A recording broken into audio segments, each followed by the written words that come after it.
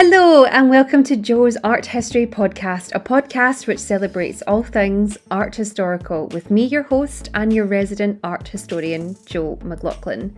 Welcome back, and it is part 2 of episode 54, the final episode of season 2, where I'll be continuing my discussion with art dealer Will Jarvis, who also runs the art subscription service Gertrude, who at the end of this episode will discuss Gertrude a little bit more in detail, and it's really exciting, so please do stick around for that. So we're picking up where we left off from part 1, where Will and I had discussed the early stages of art patronage. Now we move into a very exciting time within the history of the art world, where artists are creating out with agreements with patrons. They have a bit more freedom in terms of artistic expression, and we look at the rise of auction houses, art dealers, museum shows, and how the contemporary art scene is making the art world just ever so slightly more accessible and engaging. So sit back and relax as Will and I continue our conversation for part 2 of the history of art patronage. Enjoy! Okay, so the last time we spoke, we were talking about the rise of the art market as we kind of know it in the beginnings, sort of 18th century, 19th century, and there's a whole load of really exciting things that are happening in Europe. So before we hit record, you and I were talking about the 18th century sees the beginning and the foundings of a lot of auction houses. So Bonham's was founded in 1794. Sotheby's, which is the oldest, was 1744. Christie's 1766, and they're still 3 of the big players in the auction world today. So it's interesting that they date back so far. And then you have really interesting things happening in terms of publishing and the printing press and newspapers, the information getting spread across the country with much ease. And artists and caricaturists especially sort of taking advantage of that with the rise of newspapers. And I was recently at the Hogarth in Europe exhibition at Tate Britain, which I think runs until the end of February. And he's just such an interesting character, and he's somebody that you had also sort of touched upon as well. Yeah, he's definitely a super important figure for art, and in terms of him being an incredible draftsman and printmaker, and what you're saying about how they kind of proliferate images through, I guess, the new technologies and mediums of the day. But yeah, he wasn't. He was born in Suffolk. He wasn't. I mean, he grew up in Gainsborough House. So obviously, they probably weren't short of a penny. But I think from a very young age, he was displaying his adept skills at painting and drawing. And so that was really kind of spotted by his father and encouraged. And he spent, his childhood at Gainsborough House in Sudbury. And he resided there after the death of his father. And then he moved to Ipswich. He left home in 1740 to study art in London, and he trained under an engraver called Hubert Gravelotte, but he became associated with William Hogarth and his school. So he was kind of in that vein. Yeah. He's so interesting in terms of, for me, when I look at Hogarth, I think he's quite scrappy, and I think he's really clever. And there's someone else that we're going to talk about later, who is a dealer that you and I both love. Hogarth, by all means, wasn't a dealer, but he saw opportunities to sort of bring art to the masses in a way that people could engage with. And he saw essentially a gap in the market, if you will. He was certainly pragmatic. Yeah. I mean, he definitely saw, he's like a kind of, I feel like he took no shame in just kind of adapting what he was doing to kind of fit with with an emerging market that actually engaged with a different demographic. And I think it's symptomatic of wider cultural shifts where there's this growing middle class who are a merchant class, and who are trying to get their place at the table and trying to kind of, I guess, art's always been aspirational in a way, even if it is reflecting being sold to and reflecting wider lifestyles or realities, it being kind of paintings of real world people, not just these kind of idyllic biblical scenes, but something from the real life. But it's still it's still a thing where the middle classes could use to kind of reposition themselves and become, I guess, establish themselves culturally. Yeah, and slot themselves almost into a narrative where there was a very narrow gap for them in terms of aristocracy and lineage and things like that. If you were new wealth, air quotes here, you were very sort of looked down upon from more established wealth, and kind of very much vein continues today in lots and lots of places.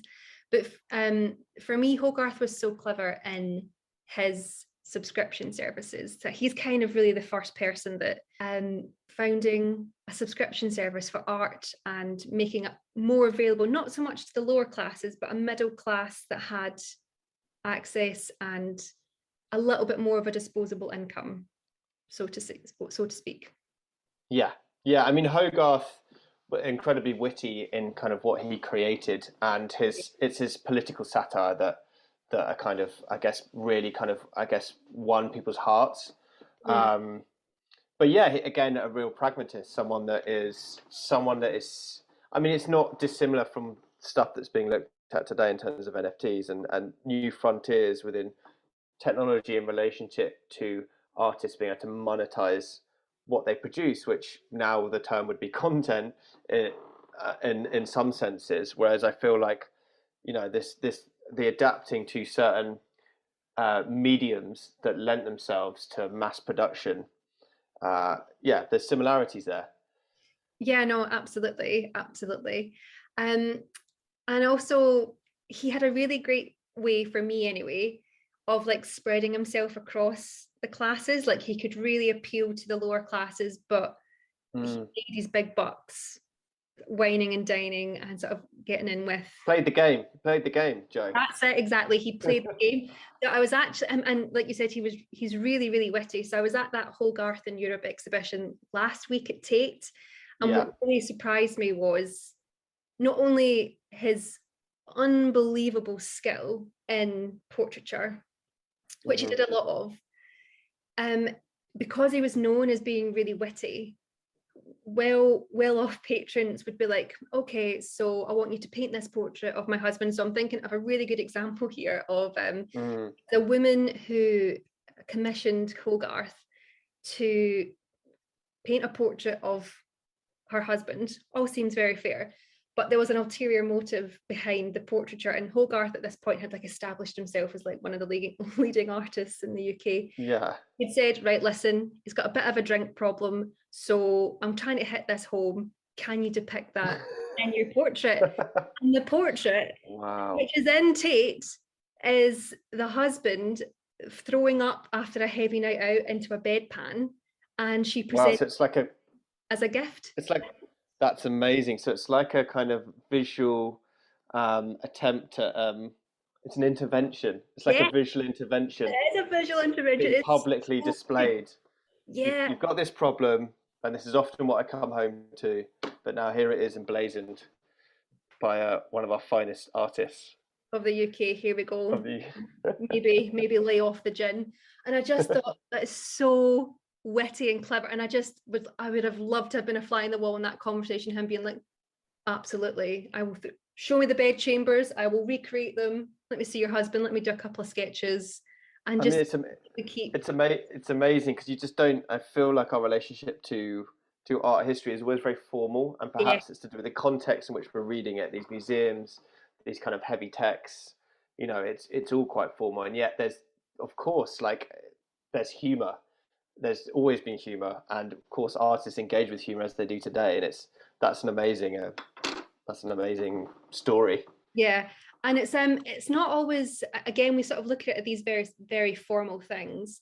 The history of art is very formal telling, and that if artists got on well with their patrons, but that really wasn't always the case, though. I mean, there's someone else that you mentioned before we hit record, who's Thomas Gainsborough, who was one of the UK's, like, oh my goodness, like, superstar artists, and I think he again, round about the time he came to Provenance, sort of 1700s, and he was really key in helping establish, or was one of the founding members of the Royal Academy of Arts, I believe. Yeah, he was invited to join be a founding member with it. Yeah, absolutely. So I've got the date here. So the Royal Academy opened in 1764. And why these things are important, just for people listening, is this is the first time that artist societies are really starting to form, where artists are sort of coming out of their studio, meeting as collectives in the same room and thinking, oh, we can put on exhibitions, or we can do this. And they're starting consolidate and wield their own power. Yeah, as cultural important cultural contributors in terms of the intellectual side. I think, yeah, that's really key in terms of isms that then evolve. It's no longer merely the kind of the product of a patron realizing something. It's the artists themselves starting to hold the power and wield it. Yeah, absolutely. And being inspired by lots of different things, also at this time, I think the British Museum opened sort of late 1700s as well. They had the patronage, the Royal Academy had the patronage of, I think it was King George III at the time was on the throne, if it was 1760. And yeah, just to have that sort of, I don't know, royal tip of the cap, if you will, to be like, yeah, you guys can get together and create and do whatever and speak and see what happens. And also at this time as well, there were science societies forming and all sorts of really interesting things were happening. The theatre scene in London was kicking off, trade coming in and out. So there was a lot more interesting things happening as well. Yeah, and also little innovations within what's being produced by the artists themselves. So, for example, in the 1770s/1780s, Gainsborough developed a type of portrait in which he integrated the sitter into the landscape. So again, if you're thinking about someone showing off their acreage, showing off like where they are within society, that's the kind of perfect example of a way in which they could do so. True, this is really true. And like there's that really famous one of Gainsborough, the Mr. and Mrs. Andrews, which is in the National Gallery. And I remember as an art history student being told, oh, this is really important for that reason. They're showing off their wealth of their land. And then with the clothes they were wearing, it was a way of showing their personal wealth as well as the land that they have, and some servants sort of working the land in the background. And there's like a gap in Mrs. Andrews' lap, so the portrait isn't finished, and art historians have spent forever trying to sort of figuring out, was it because like they had a fallout and like he stopped painting, or was it because they were going to have a baby, because that was another one as well that showed the lineage is strong if there was children, particularly sons. But yeah, I think he was quite feisty, Gainsborough. He got a bit too big for his boots, sort of a modern day like I'm excellent. From some swagger. Yeah.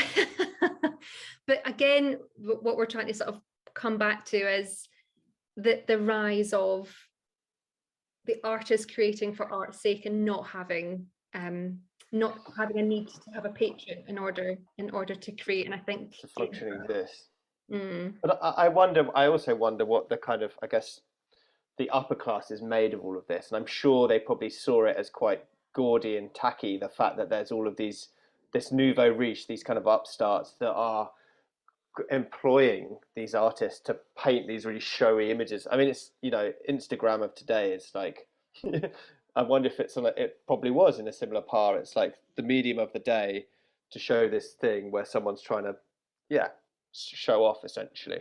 Yeah, that's it. And then that's kind of where things like the Royal Academy Summer Exhibition sort of founded, was them kind of showing what they had done out with what they'd been sort of commissioned to do, and as a way that people could come along, see their skill, commission them, or buy their paintings, and the money going straight to the artist, and there not being a dealer involved in some way. So there's lots of really interesting things happening, even in like the auction world side of things. They're taking out advertisements in newspapers, trying to like drum up interest of sales that are happening in the capital. So it's all things that don't really seem exciting or revolutionary to us nowadays with Instagram and whatever else. We digest so many things in a day in terms of visuals and information. But for here, this was like really the cutting edge. Oh my gosh. Oh my gosh, yeah, absolutely.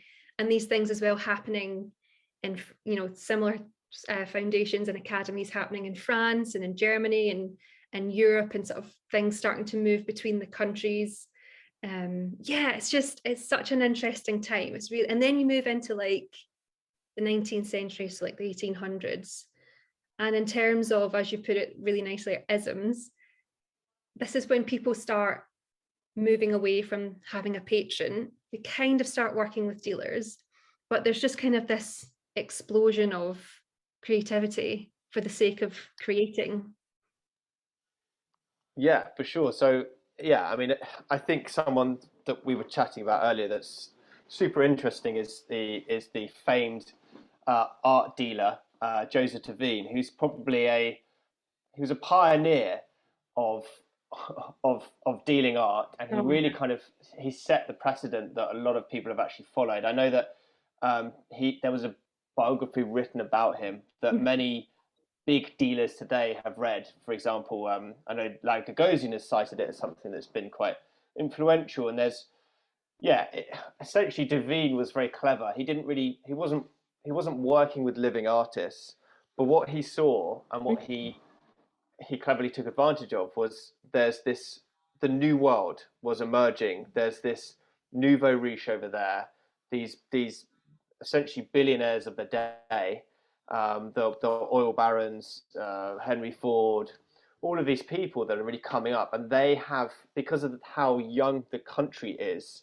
There's Mhm. almost like there's a need to prove themselves in a cultural sphere, so that where they sit culturally or their lack of lineage can be made up for and sit in parallel to their wealth. And so what Duveen used to do was essentially mine the cultural artifacts of Europe Yeah. and collate them and resell them to this nouveau riche. So they would then have works that had been previously owned by the royal families of Europe, and therefore they could feel worthy of their new fiscal status in a sense. But he did lots of really clever, very kind of dealery things. He would probably one of the first dealers to tell someone they couldn't have something. Yeah. So I think that's very much gets employed today.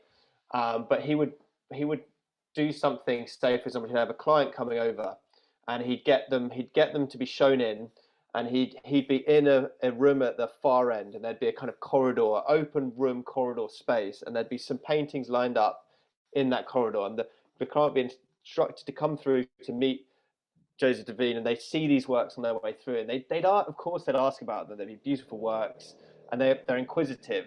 Mm. Um, and Joseph would basically say, "Oh no, sorry, those aren't for you. Those, they're really expensive. I wasn't really thinking for your collection." And of course, the clients, these are people that are used to getting their anything they want. His understanding Mm. of human psychology, and especially the psychology of a super wealthy elite who are so used to having everything they want whenever they want it. And actually, I think a lot of contemporary dealers today Yeah. tap into the same thing, and it's making things hard to get makes them more alluring. I mean, I guess it's in a weird way, it's a bit like dating. It's a bit like a courtship where something's being held back. It kind of increases the desire for something. So yeah, he was very clever in that way. I mean, he did. So originally, he basically inherited his family's stock, which was a combination of some art and also various artifacts and antiques. But then he actively sought out to buy works from Europe and from these kind of ailing royalty to bring over to the US. And he did lots of clever things. One of the things he did was this: he started publishing these books for his collectors that had a number of their artworks in, and then there would be artworks that they should aspire to also in the books. And only once you get all the works that Devine's picked for you do you get a special stamp of approval. He was very much the architect of these collections, and he marked up prices in an extreme way and in Mm. a ridiculous way. But it's yeah, again, it's the psychology. It's him being seen as the most esteemed dealer of the time, and he was really savage to his rivals, and slated them often, and there was a lot of weird dealing that went around. Like the Oh same yeah. work, he would do things like suggest something would smell a bit like paint, like it's just been forged. It smells a bit like wet paint, and then maybe the same painting a few years later he'd offer to someone else that he'd actually got from the dealer that he was kind of besmirching. So he was, yeah, he was a tricky character. Um, 100%. I'm completely fascinated by Devine. I think, and like he is considered the greatest art dealer of all time. And there's been several biographies written about him. He had his own biographer write mhm, something when he was still alive.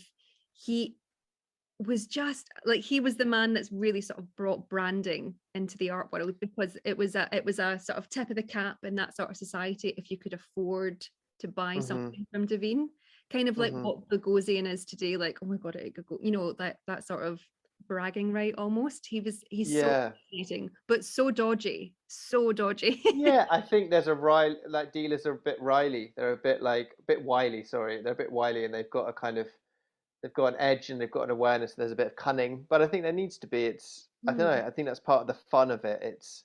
Yeah. There was something that actually, when I was reading his biography, that actually kind of made me feel a bit better about all of this. Because when you're reading about this obscene wealth and these kind of like single-mindedness of the pursuit of a collection and everything that's spent, and it just feels kind of mad.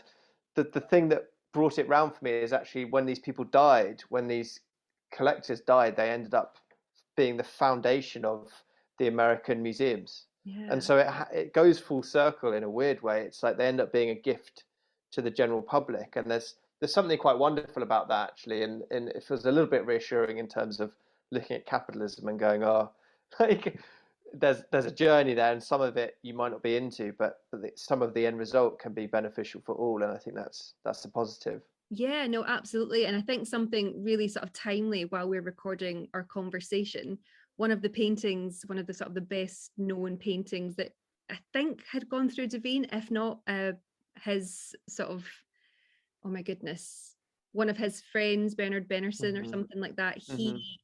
Gainsborough's Blue Boy, which has just come back Hmm. to the National Gallery, which I'm sure it Ah, was sold through Devine, and it was as like one of the most expensive paintings ever sold privately through a dealer, wow. and went to a collection in America. And since it's left, it's never been back in the UK, and it's come back to the National Gallery, and it's here until I think or June 2022, and then it's straight back into a collection. Wow. But just how funny that we're having this conversation in that place. Yeah, Like, it fits in. I mean, yeah. yeah, I mean, it does also go to say though that actually we're still feeling the effect of his legacy today in many Mm. ways. The fact, and also getting those back. I don't know. We can't look at we as a species. What we do is appropriate, and everything gets mixed around. And actually, probably Britain needs to give a lot of things back when you look at our museums. But in another sense, it's like there's lots of paintings like when they go into the private field, they are kind of could be lost for X amount of time, and that you really feel the effect of that. And actually thinking about, yeah, there's a whole wing when you go to the Tate Britain. There's a whole wing devoted to Joseph Devine, Mm. which is nice to see again his legacy kind of there. Yeah, and it's the same with the British Museum. So he was knighted, and essentially he made so much money that at the British Museum anyway, he paid for an extension, and that's the extension called the Devine Galleries, which is where the Pathlon marbles are. Mm, Where there's again culture appropriation, like they were essentially stolen. And they yeah, should go yeah. back. But that's where they house them, and Devine Galleries in the Tate as well, because um, before there was Tate Britain and Tate Modern, Tate was just Hmm. Tate, and I think it was called something previous before, but it was at the end of sort of the 1800s that it was founded. And again, Devine put money towards building the building part of it, hence the Devine Gallery. Mm, But yeah, like you said, he's everywhere and completely yeah, in plain sight. But he's a legend for me, and I would say anybody that's interested, like there is plenty of brilliant reading and listening about Joseph Devine as well. So I would definitely say he is, yeah, he really set the bar. And like you said previously, people like Jay Jopling have like said his biography was a cornerstone yeah. of Oh my I gosh. think it's kind of compulsory reading for any young dealer basically, because Yeah. he just kind of he got that, and it's the psychology of it, because essentially, especially with contemporary art, you're taking something that transcends its materiality. Mm. Like often the material of the thing is very low, physical low value, but the idea of the thing is incredibly high, and it's how do you how do you how do you get that across to someone? So you really do have to tap into psychology and the tone and the way in which things are kind of contextually framed. Like those things are super important to getting someone to believe in it, and it's an applied narrative often. So you need that belief, or Yeah. you're just left with the material. No, I think that's a really sort of quite poignant point there, actually. Yeah, absolutely. No, I love that. And then he sort of led the way for dealers like, I mean, Peggy Guggenheim, who is mostly considered Mm, a collector, but was a dealer in her own right. You know, she had a gallery in London before she went to New York, and then she moved over to Venice, where she did a lot of, again, in, completely cornerstone figure in terms of allowing the market and artists to move across borders and show in different places. Really, really key. Then Leo Castelli, of course, he's another one who I had never heard of actually until about a year and a bit ago, and I picked up a book called yeah. Rogue Dealers, and there's a whole chapter dedicated to him, and I was like, oh my god, this guy was like so forward thinking, and again, like the psychology and just understanding how people tick. Yeah. I guess when I think of Leo, I do think, because the book I read about him was Leo Castelli and his circle, and Oh yeah, it does for me. It speaks volumes of this whole thing speaks volumes about class, and it was a lot of the best dealers ultimately are actually pretty much born into a class of they've got a ready-made collector base that yeah, their peers that yeah, they're born into, and so often it is this thing that's like one self determines to be a kind of tastemaker, and then they're floating these works by this kind of social group, and exploits different competitive aspects of individuals or collaborative aspects of individuals. Um, but yeah, I think there's quite a clear lineage from Leo Castelli into Lo Gagosian as well. I think there was crossovers. I feel like Larry worked for him when he was yeah. super young. There was some kind of crossover. Yeah, Um, Leo, he took a lease in Leo's building in New York, and Leo essentially was like, "Here's my Rolodex." there you It's you. go. And Leo was so good at that though. Like he was very like, "Oh, I can help you with this," or "Here's some contacts." So from Because my he didn't have children, did he? Or didn't have kids that were going into that. not that I can remember, there was no mention of kids when I've Because read. I feel like getting a gallery to a certain stage, especially the stage he had it, it's like you want its legacy in some way to continue, and I think that's what that was. It was seeing Larry Gagosian as that person to kind of take it on after him. Yeah, and he also had the ear of Charles Saatchi as well. Actually, Charles Saatchi Mm, very famously, at one point, sort of the 80s, 90s, whenever he stepped into a gallery, it was kind of considered that was the seal of approval of, oh my God, this artist is the next sort of up and coming thing. Let's snap it up. But yeah, he was also very good friends with Castelli as well. So yeah, like you said, but Saatchi, immensely wealthy mm, hmm from hmm advertising. So again, moved in those sorts of circles. So I think that's something that is a good Well, point. I was just going to say, I think I always find Saatchi a really interesting person to look at, especially with the artwork of the YBAs, because he was an advertising guy, and so much of that work was like two hit. You think it's that, but it's that. It was very like do do do do. It was quite, and I remember being really compelled by Sensation Show when I was like 15 and seeing it, and seeing some works that it blew my mind that this was contemporary art. But it did operate in the same realm as that. You think is this thing, but it's this thing, I really think like his contribution there is huge, because that whole kind of strata of artists had a similar vein or feel that is very much in line with what he did. Hmm.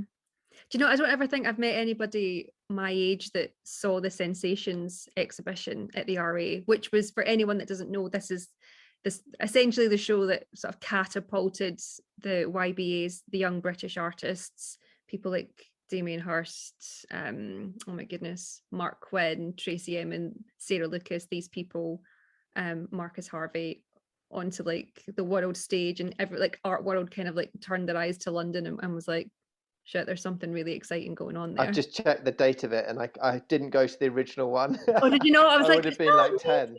I would have been 1997. like 10. I'd have been like 9. No, I went to like a re-one. I went to like a Oh, remake. but even so, Yeah, well, a lot of the same artists were in the show, Sarah Lucas, etc. Who was the artist that made the giant head and Dead Dad, and they were proper realistic? the What's his giant name? Marcus Harvey, no, No, the Dead giant Dad. Ron Muick. one. Ron Muick. Do you remember Ron Muick? No. He's probably now a little bit forgotten, but he made his background was in like movies, and it was in kind of like effects, and he made his best piece was Dead Dad, and he Okay. made all of these really realistic like bodies, giant heads or tiny bodies, and yeah, I remember those really stood out to me at the time because I was just they were freakish Yeah. and incredible. But I think in terms of coming back to patronage, what sort of Yeah. these big shows do is help kind of solidify an artist's validity in terms of prices and why they're interesting. And that's something that, because Leo Castelli, he was a dealer, but he had a gallery space. I think for me, when I think dealer, I think somebody that's kind of like cutting around. You think purely, yeah, secondary market, take Yeah. from this guy, sell Yeah, to yeah, this yeah, one. absolutely, absolutely. Whereas someone like Leo and Gagosian, they're selling what's, straight from the artist studio, paint still Mhm. drying sort of thing. Um, Mhm. and they're so influential in terms of shaping collectors' tastes, up and coming things, Yeah, they're cultivating two veins. They're cultivating the vein of the artist, and they're encouraging the artist, and they're helping to kind of steer the direction of the work, and they're contextualizing the work, but also they're doing the same for the collector, because actually no one's a ready-made collector, and it's like a muscle. It needs working, and so when someone has like a natural inclination towards something cultural or has their own way of seeing things, that needs nurturing as well. And I think the really good dealers do that. They're working with their collectors to kind of, they're all on their own journeys, but they're all trying to, they're trying to massage it to get the most out of it and to really kind of connect with their taste and get confident and contribute. It's a in some senses it's a huge privilege to be able to be a collector and contribute to what is deemed culture, Mm, and collectors that are there at the right time. And it's not that their role isn't passive, their role is incredibly active. And it's the same for in the current day and age where, if certain collectors have the eye, and the act of them engaging with the work really helps build the momentum for it, and other people see it, so they're architects in the market. They're not passive actors, and they're not just chasing a thing. It's a collective effort that's all kind of woven together that brings an artist from obscurity and into the focus.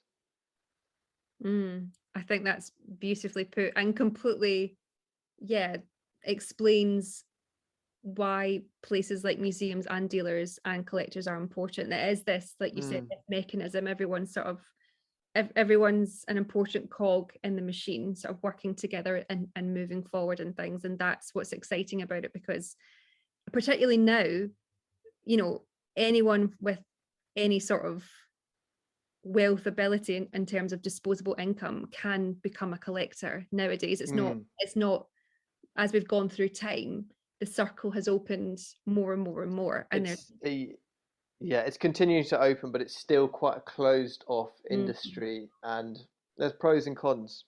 mm, It's complicated. Maybe we'll get to that, because I was thinking maybe we should talk a little bit about Robert and Ethel Skull. yeah. So this, you mentioned to me this really amazing, so obviously we've spoken about the importance of galleries and collectors and how they're very active, and you mentioned an auction to me. Yeah, so I've this is a never heard. really pivotal moment in terms of forging the contemporary art market that we see today. And there's a collecting couple called Robert and Ethel Scull who were collecting in the early 70s, late 60s, and people like Rauschenberg, a lot of the kind of American abstraction artists. Mm-hmm. But essentially, he was at the time auction houses have existed for 150 years at this time, but they'd never done an auction of contemporary art, and so he basically put together, it was I think around 50 artworks from his collection, and it was named after them. And basically he was an incredible self-publicist, so he hyped this up, got all this energy around this auction, he hyped it up. There was loads of interest, there was people, it was being filmed, it became a really big deal. And what happened was that it went really well, and Robert Rauschenberg, who'd obviously been selling him a number of works, was at the auction, and I think he tried to punch Robert for he swang for him, something like aggressive. But Robert's response was like, well, so Rauschenberg's annoyed because basically the work that he'd sold Robert Scull he's just seen it sold for like 5 or 10 times the value he'd originally sold it. So he's like, what the hell? Like, I thought you bought this because you love it. Mm-hmm. But Robert Scull's response, which is gold, was that, well, now you can sell your work at this price because I've just validated it in the market, Mm-hmm. And so it did something quite incredible. And I think you can see Rauschenberg, there's video footage of it somewhere, I've seen it a while ago. You can see Rauschenberg just like digesting it and like, oh, actually, maybe it is a really good thing. But I think that marked a real kind of turning point in the energy that we now see present. And there, auctions play a role. They're Yeah. not a lot of people's favorite thing, because they can be detrimental to young artists, Oh, especially to young artists. But there's a certain energy that come out of them, and there's a hunger to pull people in to this industry from them. And some of those people can end up being collectors that actually kind of cultivate their sense of taste with galleries and with artists. mm. So for all of their all the potential disdain, they're often looked at with they play a role that I think is quite important. Yeah, no, absolutely. And in terms of going back a little bit to the sale that you're just talking about, the skull sale, do Mm. is was that with Sotheby's or Christie's or anybody like that, any of the big four, or It was was it a big one. Sotheby's. It was it was Sotheby's. Sotheby's? Because nowadays a big named collection like that is a really exciting event. Like I remember, maybe you remember this as well, when Bowie died and his collection went to Sotheby's, and it was like a 3-day, we're selling half of Bowie's collection, Yeah. and he was a big sort of post-war mod Brit collector. They You had get they're interesting things because you get the work that's there, but you also really get a flavor for the collector. yeah. Understanding which combinations of what pieces they bought. I mean, I guess for me, I always think it's complicated because some people are saying attain a certain level of wealth, and they end up getting an advisor, and the advisors often end up moving in the same sphere, so they end up with like a top trumps like list of artworks by artists, Yeah. and often those works kind of fall out of favor because they've been very hot for a bit, and then they are no longer. For me, it's always much more compelling when the collector really gets to stand on their own 2 feet. Advisors are important, but they're there to help cultivate that collector's taste. And I think, when you see someone that you're already interested in, you see the work that they have actually collected, I think it's quite an amazing spectacle, really. Yeah, no, absolutely. And it says so much about the person and their taste. And I think also an important point to make, you and I both work in the art world. And I think we would never advise it. Anyone that's good at their job in the art world, you would never advise anybody to buy something for an investment. No. You have to live with it. You have to like it. Why would you waste your energy and money? Hmm. But there are plenty of people that do that. There are sort of bonded warehouses all over the world where these amazing paintings are sort of languishing in storage, never to see the light of day again. And it's a big business, the art world. There's a lot of, a lot of big banks that have amazing art collections, some of which they put on display, some of which are kept in vaults. And it was something like in 2008 when the market crashed, the art world was really one of the only markets that didn't really dip in any sort of way, because people Yeah. were like, great, these things will hold their value. So it's such an interesting world to move within. And there's so many different layers of patronage and what's right and what's wrong and what's unfair, yet that's just the rules of the game and what happens. It's incredibly interesting. And to see how, for me anyway, museums and galleries have kind of been like working with and against each other, more so with than against, just all over the world. It's incredibly interesting. And then there's new ways of collecting and getting involved and supporting artists and starting collections that are developing all the time, which I think kind of very nicely leads us on to what you do at. Yes. Okay. Great. Yeah. Well, I guess, yeah, to give a rundown, I've previously been running a gallery, which is the Sunday Painter, which is still running at the now. Harry Beer is leading the way and doing great stuff, and that's all going really well. We love it. It's based in Vauxhall. But we got to a point in 2021, during the pandemic, the height of the pandemic, and we were just kind of, actually it was just before the pandemic. We were really just thinking through like what's missing in this industry and what feels frustrating and what feels a bit limited. Um, and it was kind of forged out of a couple of experiences. We'd been doing Frieze Art Fair for the previous 5 years in a row with we'd have a booth there, and for the first 2 days we'd have VIPs come and we'd basically sell out usually all the work or the major pieces. And then the next 3 or 4 days, us and all of the galleries are kind of there just with the general public and just fielding questions that to the galleries seem kind of inane and silly, like, are you the artist? But to the general public, that seems perfectly reasonable. Yeah. And the galleries are kind of, rolling their eyes because, to be fair, they're paying a lot of money every day to be there. And clearly these people don't have the ability to be potential buyers. However, what that shows you is that there's thousands of people with an interest in art, and these people are paying, between 30 and £50 for a ticket just to be adjacent to the art for one afternoon. Yeah.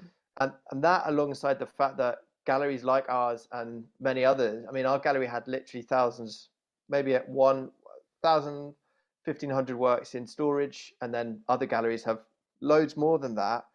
It just felt like, wow, there's this interest here and there's this artwork here. And then to kind of complete the trifecta, there's literally artists, the majority of them are, even if they're in the system, the majority of them are still through having periods of being borderline impoverished, where the average income of an artist from their practice is £8,000 a year. That's across the board. That's aggregated. And so it's just realizing that the world's changing anyway, and the existing art market is conservative, and elements of it have the right to be, and it is important that key works go to key collectors. That's an important part of building a career for an artist. However, there's a whole other demographic that should be allowed some access to work, and whose access could be monetized for the benefit of the artist. And so that's what we're really trying to do. It's like, yes, the brand new works can be, if they're shown with a gallery, that's great. They shouldn't be on the platform for 6 months, but after that, let's get some works on the platform and allow people to subscribe. Basically, the model is that it's an art subscription service. So the artworks are valued between £1,000 and £10,000, and any artwork can be lived with for £50 a month. But 80% of the money you put in every month stays in your account as credit. So if you ever want to buy an artwork, you can use that as a discount against the cost. So it's a very gentle way of walking people through the process of getting to live with art and potentially eventually buying a work. And yeah, hopefully at the moment what we're trying to develop is we're trying to build a platform that doesn't just deal with a one-dimensional, purely financial offering. It gets into the heart of what artists do. You know, you can read about the artist, you can learn about what they're into, maybe you can watch an interview with them. The kind of content side we're wanting to push so that individuals who know nothing about art can get on and start navigating their own journey and learn about their own taste and kind of and have the excitement of engaging with contemporary art. Yeah, well, that's it. And I think what really excites me is at any point you can just say, okay, I'm actually, I want to try a different painting. So you can swap things out as well. So there's a lot of room for fun and a bit of play within your collection. And it's not, that's Yeah. not necessarily to say that you can't then say, oh no, I preferred that one. Let's maybe get that one back. And it's just a different way of offering people a service and seeing what these contemporary works are like in your house and taking out that very scary gallery model for a lot of people. I mean, I work in the art world, and there's still some galleries now that when I need to ring a bell and go up a staircase, I'm a bit Mm. like, oh God, are they going to think, what the hell is she doing? You know, and our They whole are intimidating. They're important. They're really important in the whole cog. and the whole yeah, the whole machine that they play a really important role. But I think like the way wider trends are happening within consumers, not just, I don't want to say consumers because it feels degrading, but Mhm. wider cultural trends are towards openness and Yeah. connectivity and access. And we need to start making room for more people to have that. And I think for me, the most exciting bit and the key point is that the many can start to participate and contribute to what is represented as our culture, because art is a representation of all of us for an era. It's here to represent us, and for too long it's been only dictated by an incredibly narrow Yeah. few from a specific socioeconomic background. And something like Gertrude gives us the opportunity for our collective voice to be heard. You know, if 10 people are subscribing to an artist, that's the equivalent of a sale, and that artist starts to have a career, and you get to join the journey of that and watch them kind of grow and flourish and, you know, become better at what they do. And I think the active element of it is what excites me. It's a living thing Yeah.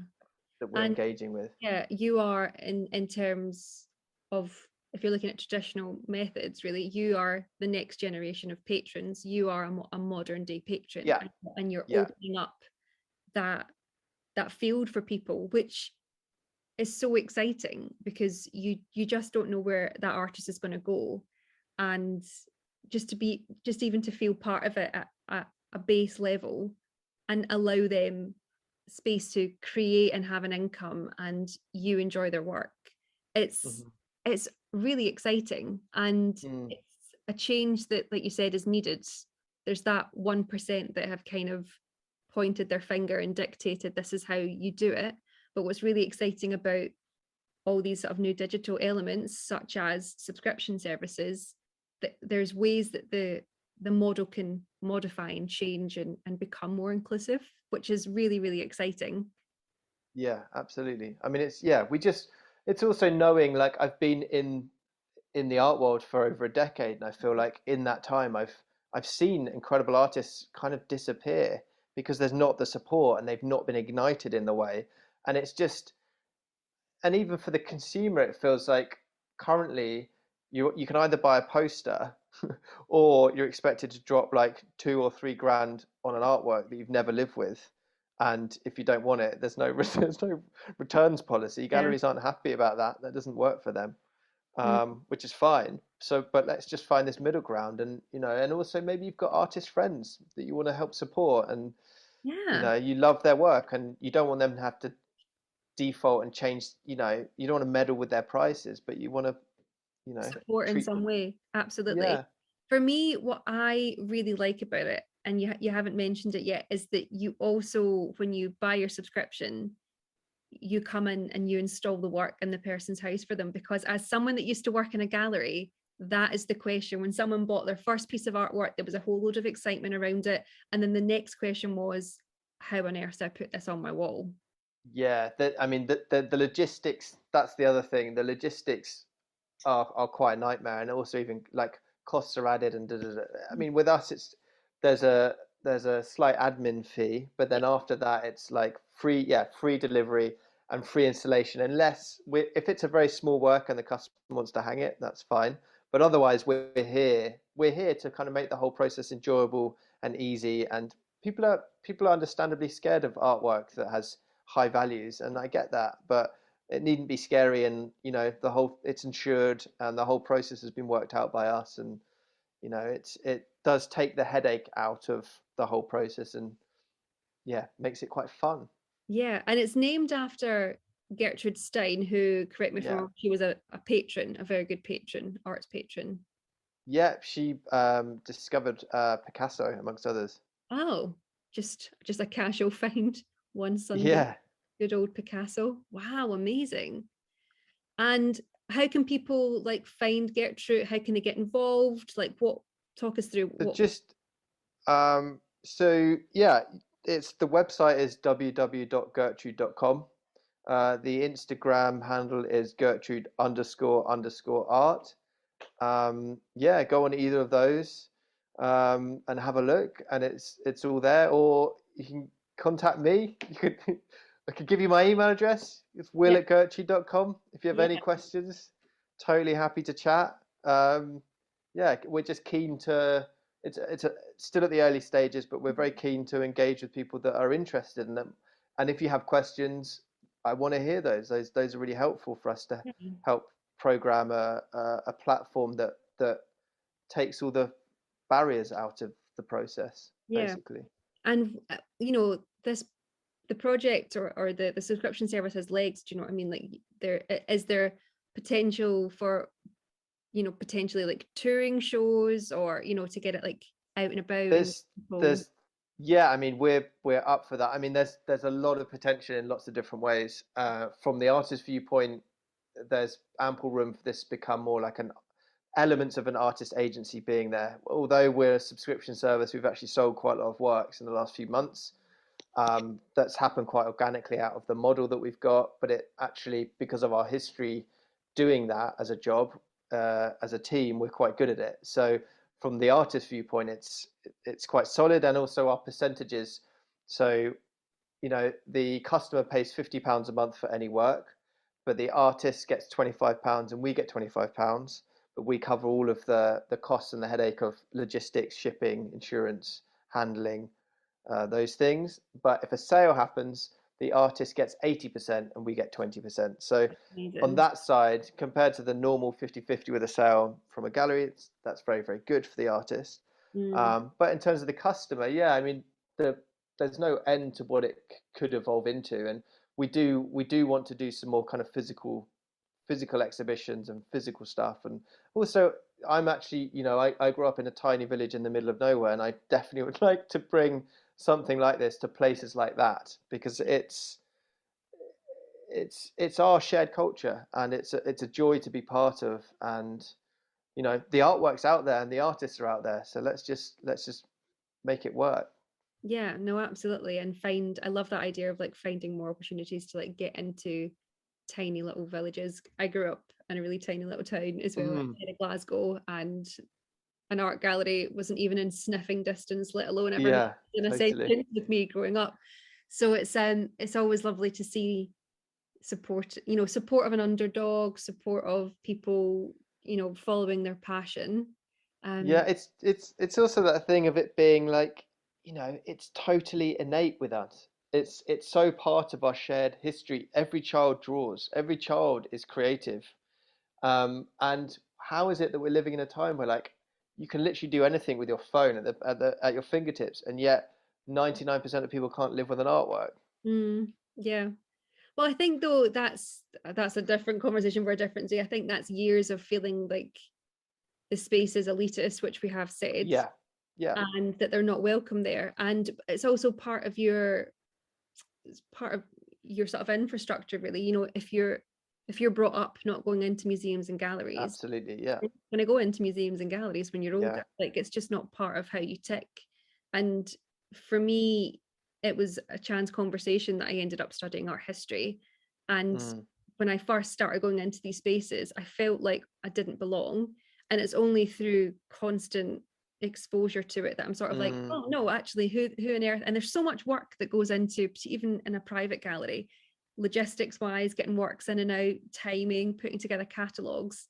They don't do that for no one to walk in. So the system's broken totally. in some way. Like we needs to be friendlier. More people need to get involved. Like you're welcome in these spaces, and it's a tricky one, because I felt when we opened a gallery we opened the Sunday Painter in Vauxhall in 2017, and we built the space purposefully with these massive transparent windows in the hope that like we could engage with some of the local audience. But it's actually, even though we feel that it's welcoming, it's actually still really intimidating. yeah. It's still really hard. There's like a psychological barrier that this isn't meant for me, or I'm going to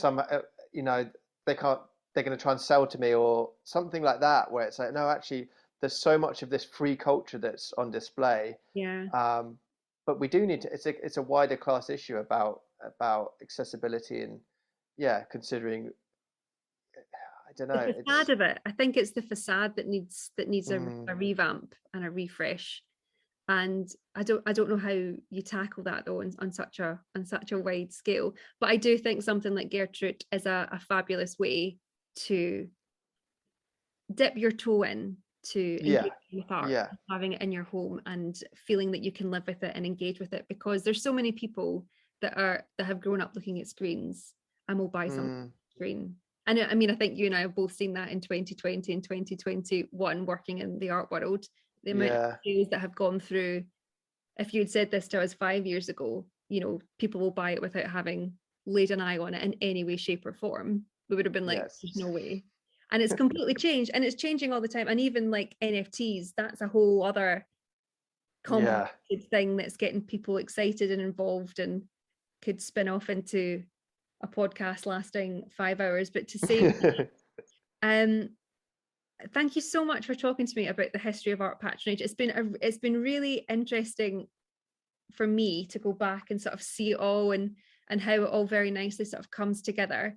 And I'm really excited to see what happens with Gertrude, and you've got some brilliant artists on there, and thank you. To see what happens. Now, I don't know if you've listened to the podcast previously, but I end by asking my guests one question. And it's quite a big one. And you can take it as large or as personal to yourself. But my question is, why is art important? Wow. That is quite the question. Yeah. I think because it transcends our material existence. It speaks of something. It's such a big umbrella. This is not going to be concise. That's all right. That's okay. It's such a big umbrella, but within it contains so much of us. It's hopes and dreams. It's despairs. It's kind of everything. It's like it's a parallel psyche. It's a kind of shadow self. I don't know. It somehow encapsulates humanity, I think. Yeah, I think it's, for me, and it's something that happens again when I ask people this question, it always comes back to language and expression. Like for me, art is the thing that completely anchors me in moments of despair and can transcend me in moments of joy and ecstasy, and that goes in all sorts of different forms for art. That's what I'm looking at visually, or what I'm listening to, what I'm wearing, like it's so powerful and it's everywhere.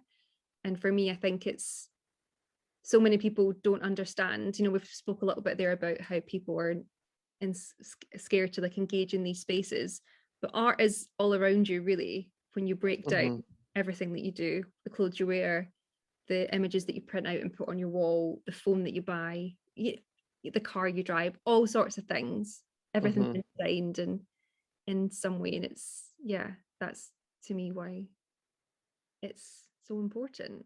Well, thank you so much. Well, thank you for having me. I really appreciate it. It's been a real pleasure. No, thank you.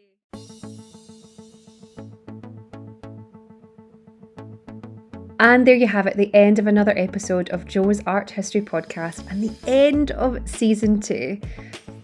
I would just like to thank Will for being such a fantastic final guest for the season, and I really loved recording this and researching with Will. It was a very meaty topic, and we were very, very ambitious in terms of what we think we could sort of cover within the time frame, but I think we did a really great job, and I really hope it's given you a very good whistle-stop tour and overview of the history of art patronage, and has helped you to think about questions and want to seek the answers to them. As I've said, this is the final episode of season 2, but fear not, friends. Jo's Art History Podcast will return later in 2022 for a brand new season filled with lots more wonderful guests and episodes where we discuss the history of art in all its forms. So we will be returning, not to fear. If you've enjoyed the podcast and you would like to get in touch to discuss anything you've heard in this episode or previous episodes, it's always great to hear from you. You can email me, joesarthistory@gmail.com, or you can find me on Instagram at joesarthistory. My DMs are always open, and I really love getting emails and messages on Instagram from you all. It's so great. There's a lot of time and effort that goes into this podcast, and to hear that it makes people's day, or they look forward to a new episode being released every week, or they've been a particular episode that's had a really impactful moment in their life, or it's made them really think or appreciate something in a completely different way. That's exactly what this podcast is here for, and it's always great to hear that people are enjoying it and that the work that goes in behind the scenes to put it all together is worth it. So thank you so much, and I would love to hear from you if you haven't written in already. Well, the podcast is on a short break. I will still be posting on Instagram, which is at Jo's Art History, and I'll also be writing a little bit more, hopefully publishing some things. So do keep an eye out for announcements on Instagram. While I'm having a break as well, I'll of course be continuing my day job. For those of you that don't know, I'm a senior art consultant for a creative studio called Acrylicize. So I'll be busy working away in the art world, as I normally always am. But I will be posting updates of my job and my travels and what I do regularly on there. So if you want to keep in touch that way, please do connect with me on Instagram. Finally, my name is Jo McLaughlin. I've been your host and your resident art historian for season 2 of Jo's Art History Podcast, and I look forward to welcoming you next time for a brand new season later in 2022. Until then, keep learning, and remember, art is for all. Bye.